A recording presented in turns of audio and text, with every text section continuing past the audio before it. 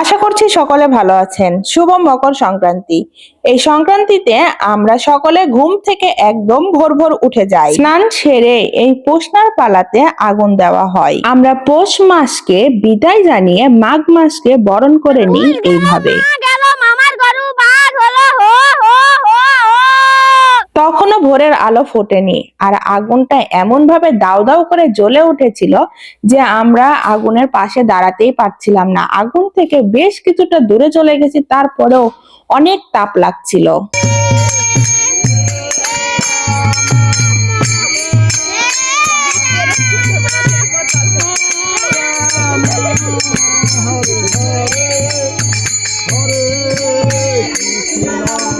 কীর্তন শেষ করে সকলের বাড়ি থেকে চাল ডাল তুলে একটা পিকনিকের আয়োজন করা হয়। নিরামিষ খিচুড়ি আর সবজি সকলে একসাথে বসে জমিয়ে খাওয়া দাওয়া হয়। এই ছিল আমাদের মকর সংক্রান্তির উৎসব।